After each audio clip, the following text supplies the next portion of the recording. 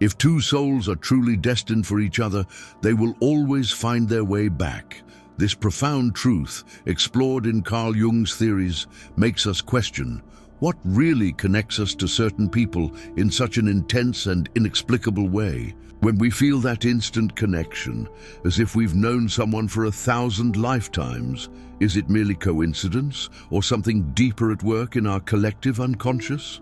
Jung offers us a fascinating perspective on predestined encounters, synchronicities, and the invisible dance of souls seeking each other across time and space. What happens when we recognize our soulmate? Why do some people appear in our lives exactly when we need them? Discover how the invisible forces of destiny operate, guiding kindred souls to find each other again, no matter how many obstacles stand in their path. The concept of intertwined souls runs deep in Carl Jung's psychological framework, speaking to connections that transcend ordinary understanding. Jung believed that when two souls are meant to journey together, there exists between them an energetic cord that cannot be severed by time, distance, or circumstance. This connection operates beyond the conscious mind, rooted in what Jung termed the collective unconscious, that vast reservoir of archetypal patterns and shared human experiences that connects all beings at a profound level. When we encounter someone whose soul is intertwined with ours, there's an unmistakable resonance, a feeling of coming home. Jung described this phenomenon as a meeting of anima and animus, the feminine and masculine aspects within each of us, seeking wholeness through connection with another. These encounters often feel fated, as if choreographed by unseen hands guiding us toward completion. The intertwining of souls manifests in countless ways, finishing each other's sentences, thinking the same thoughts simultaneously, or experiencing the same emotional states despite physical separation. Jung would view these not as mere coincidences, but as evidence of a deeper archetypal bond, souls that have recognized each other across the veils of individual consciousness. This connection often defies rational explanation, which is precisely why Jung's depth psychology offers such valuable insights. He understood that the human psyche operates on multiple levels, with the most profound connections occurring in realms beyond language or logical analysis. Two intertwined souls communicate through dreams, symbols, and intuitive knowing, forming a bridge between conscious awareness and the deeper waters of psychic reality. Jung observed that these soul connections often involve projection and introjection, psychological mechanisms where we see parts of ourselves in another and incorporate aspects of another into ourselves.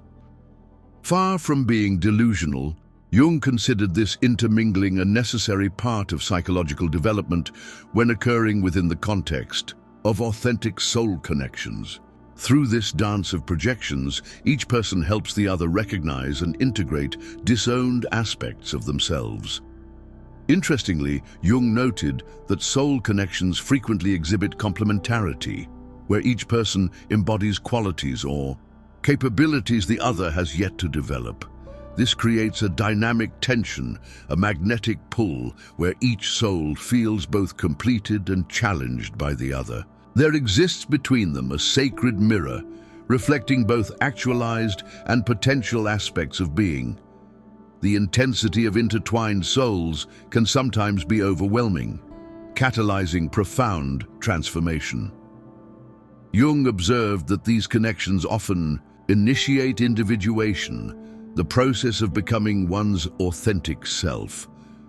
When two souls recognize their interconnection, it often accelerates each person's journey toward wholeness, activating dormant potentials and bringing unconscious patterns into awareness. Yet Jung was careful to distinguish healthy soul connections from unhealthy entanglements. Truly intertwined souls enhance each other's freedom rather than creating dependency. They support individuation rather than merging identities. There remains a sacred respect for the other's unique journey, even while acknowledging the profound interconnection between them. Perhaps most significantly, Jung believed that intertwined souls carry an ecological purpose beyond personal fulfillment. They create fields of resonance that affect the collective, contributing to the evolution of human consciousness itself. When two souls recognize and honor their connection, they participate in healing the collective unconscious, bridging primordial divisions that exist at the archetypal level. This understanding offers profound comfort when soul connections appear to be broken by separation or death. From Jung's perspective, truly intertwined souls remain connected beyond physical limitations, their bond existing in the timeless realm of the collective unconscious, where linear time and physical space hold no dominion. Their connection persists in dreams, synchronicities, and the subtle language of symbols that Jung spent his lifetime decoding. Synchronicity, that remarkable phenomenon where events appear meaningfully related yet lack a causal connection, forms the cornerstone of Jung's understanding of destined encounters between souls. Unlike mere coincidence, synchronicity carries profound personal significance, often serving as the invisible thread guiding souls back to one another across the vast tapestry of existence. Jung defined synchronicity as a causal connecting principle, suggesting that the universe operates not just through cause and effect, but through meaningful patterns that connect psyche and matter. When two souls destined to meet encounter each other, synchronistic events often proliferate around them. The classic example might be thinking of someone moments before they call, but between souls with profound connections, these synchronicities take on a more spectacular quality. Shared dreams, encountering the same unusual symbol, or being drawn to the same obscure location without prior communication, all speak to the invisible orchestration occurring beyond conscious awareness. Jung would interpret these not as random coincidences, but as manifestations of the underlying unity between psyche and world. The invisible synchronicity between connected souls manifests through what Jung called meaningful coincidences. You might find yourself repeatedly encountering the name of someone you've lost touch with, only to turn a corner and see them standing before you after years of separation. Or perhaps you feel inexplicably drawn to visit a certain city, only to discover that another soul with whom you share a profound connection has been similarly guided there. These encounters often carry a numinous quality, a sense of the sacred or transcendent breaking through ordinary reality. Time seems to behave differently when synchronicity operates between souls. Jung noted that the psyche doesn't experience time linearly. Past, present, and future coexist in the unconscious mind. This explains why destined souls often report knowing things about each other they couldn't possibly know through ordinary means, or why they might dream of each other before ever meeting. The invisible synchronicity operates outside conventional temporal constraints, suggesting that on some level, the connection between souls exists in a timeless dimension. Jung observed that synchronistic events often cluster around major life transitions or periods of psychological transformation. When one soul undergoes significant inner change, it seems to send ripples through the collective unconscious that the other connected soul can sense. This might explain why people often reconnect with significant others during pivotal life moments. The invisible synchronicity responds to the inner journey of each soul, bringing them together when their psychological development requires it. The emotional charge accompanying synchronistic events between connected souls provides a key to understanding their significance. Jung emphasized that synchronicities carry emotional resonance. They feel meaningful. When destiny brings two souls into alignment through synchronicity, there's often a profound emotional response. Goosebumps, tears, a sense of recognition.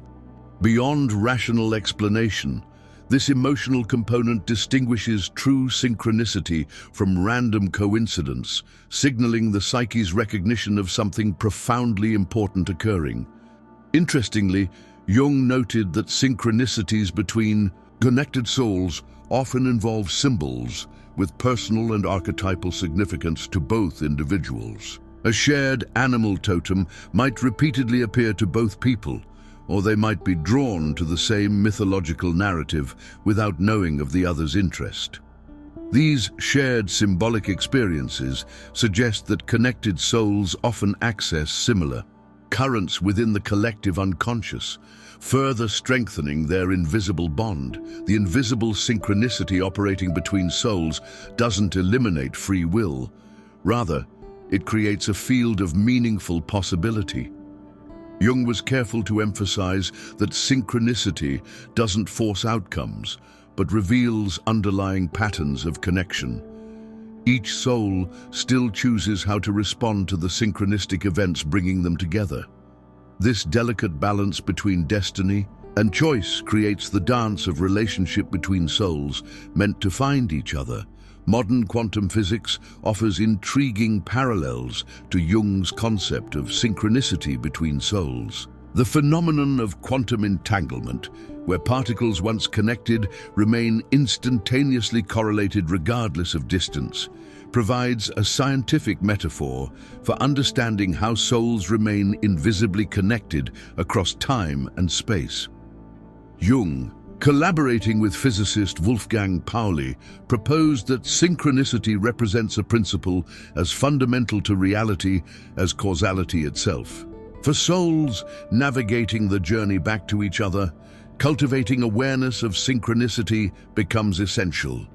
Jung recommended keeping a dream journal and noting meaningful coincidences as a way to attune oneself to these invisible patterns. By developing what he called symbolic thinking, individuals become more receptive to the subtle, synchronistic signs, guiding them toward reconnection with those souls with whom they share a destined bond.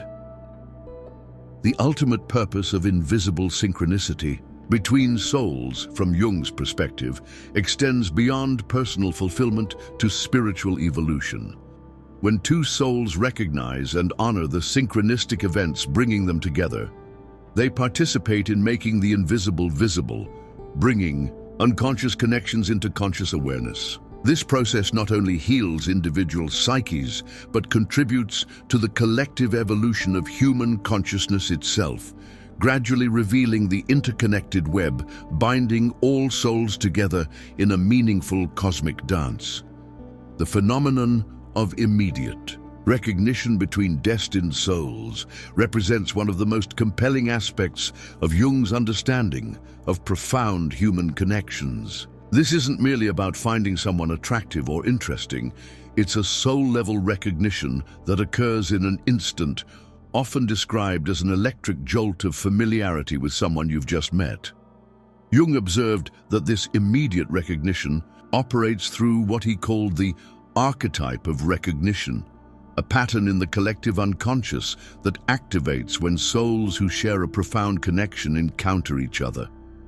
This recognition often manifests as an inexplicable sense of familiarity, a feeling that defies logical explanation, given the newness of the encounter. "I feel like I've known you my entire life" isn't just a romantic cliché, but a genuine psychological experience that Jung took seriously. He theorized that this immediate familiarity stems from recognition at the level of the collective unconscious, where the boundaries between individual psyches become more permeable, allowing for a recognition that transcends the limitations of personal memory and experience. The eyes play a particularly significant role in immediate recognition between souls. Jung noted the recurring theme in patient accounts of making eye contact with someone and experiencing a profound sense of recognition, as if seeing beyond the physical appearance to the essential nature of the person. This ocular connection seems to bypass ordinary consciousness, creating a direct channel between the unconscious minds of both individuals. The phrase, "the eyes are the windows to the soul," takes on profound meaning in Jungian psychology, suggesting that through eye contact, one soul can directly perceive and recognize another. Physiological responses often accompany this immediate recognition, creating what Jung called a body knowledge of connection. Heart palpitations, goosebumps, a sudden intake of breath, or feeling rooted to the spot. These visceral responses signal the body's recognition of significant encounter before the conscious mind can process what's happening. Jung viewed these physiological markers as evidence that recognition between souls occurs at levels deeper than conscious thought, involving the entire psychosomatic system in acknowledging a profound connection. Dreams and immediate recognition between souls share an intimate relationship in Jung's framework. Often, people report dreaming of someone with specific features or qualities before meeting them in waking life. When the actual meeting occurs, the immediate recognition feels like déjà vu, a confirmation that some part of the psyche already knew this encounter would take place. Jung interpreted these predictive dreams not as supernatural prophecy, but as evidence that the unconscious mind operates outside linear time, already sensing connections that exist in a timeless dimension. The archetypal nature of immediate recognition explains why these experiences share common patterns across cultures and throughout history. From ancient myths of soul recognition to contemporary accounts, the experience maintains remarkably consistent features. The shock of recognition, time seeming to stand still, a sense of destiny fulfilled. Jung would attribute this consistency to the activation of universal patterns in the collective unconscious, suggesting that immediate recognition between souls follows archetypal templates encoded in human consciousness itself. Immediate recognition often involves a paradoxical combination of surprise and inevitability. There's shock at the intensity of connection with a stranger, yet simultaneously a sense that this meeting couldn't have happened any other way. Jung noted that this paradox reflects the nature of archetypes themselves, patterns that feel both deeply personal yet universal, novel yet ancient. This tension between surprise and inevitability characterizes authentic soul recognition, distinguishing it from mere infatuation or projection. The phenomenon of immediate recognition challenges conventional notions of identity and separateness. In these moments, the boundaries between self and other temporarily dissolve, revealing what Jung called participation mystique, a state of psychic connection where distinctions between individuals become blurred. This doesn't negate individual identity, but reveals the deeper matrix of connection underlying apparent separation. Two souls experiencing immediate recognition glimpse the truth that on some level they are not entirely separate entities, but expressions of a unified consciousness. Jung observed that immediate recognition often activates the shadow, those disowned or unconscious aspects of ourselves. When we immediately recognize another soul, we often simultaneously recognize disowned parts of ourselves reflected in them. This explains the sometimes unsettling quality of these encounters. They bring to awareness not just connection, but aspects of ourselves we've kept hidden. The intensity of immediate recognition thus derives partly from this mirror effect, where each soul reflects to the other both light and shadow aspects. The cultural dismissal of immediate recognition as mere love at first sight or hormonal attraction frustrated Jung, who saw in these experiences evidence of the psyche's transcendent dimensions. He insisted that immediate recognition between souls deserves serious psychological investigation rather than reductive explanation. While not denying biological and psychological factors involved in attraction, Jung maintained that authentic soul recognition reveals layers of connection existing beyond material causation. pointing to the mystery at the heart of human relationship. Finally, Jung emphasized that immediate recognition between souls carries ethical implications. When such recognition occurs, it creates what he called a psychic obligation, a responsibility to honor the significance of the connection, whether or not external circumstances permit its full expression. Acknowledging the reality of soul, recognition doesn't necessarily mean disrupting existing commitments, but it does require honestly facing and integrating the meaning of the encounter. For Jung, immediate recognition between souls isn't just a fascinating psychological phenomenon, but a call to greater consciousness and integrity in how we navigate human connection. In Jung's understanding of destined soul connections, periods of separation aren't merely unfortunate interruptions, but essential components of the journey. The necessary separation between souls serves profound purposes in psychological and spiritual development that Jung recognized as integral to the individuation process. Far from negating the connection, these separations often strengthen the underlying bond, creating the psychological space needed for each soul to evolve independently before reuniting at a higher level of consciousness. Jung observed that separation frequently occurs when one or both individuals need to develop aspects of themselves that would remain dormant in the other's presence. This speaks to the paradoxical nature of profound soul connections. They simultaneously complete us and challenge us to become complete within ourselves. The necessary separation forces each person to confront their psychological incompleteness, without relying on the other as a compensatory presence.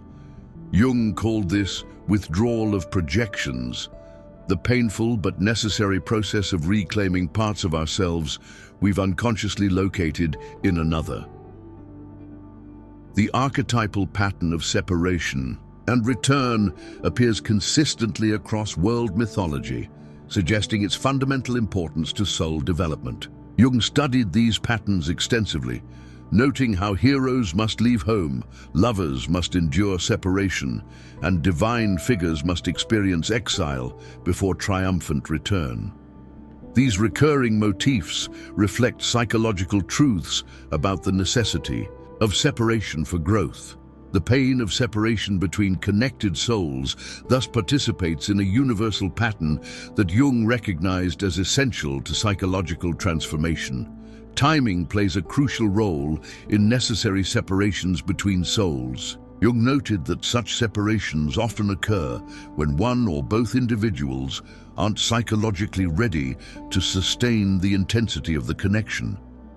The unconscious wisdom of the psyche seems to recognize when a separation serves the highest good, even as the conscious mind rebels against it. What appears as bad timing from the ego's perspective may represent perfect timing from the perspective of soul development, creating the conditions necessary for each person's individual growth. During separation, connected souls often experience what Jung called psychic osmosis, continuing to influence each other's development despite physical distance.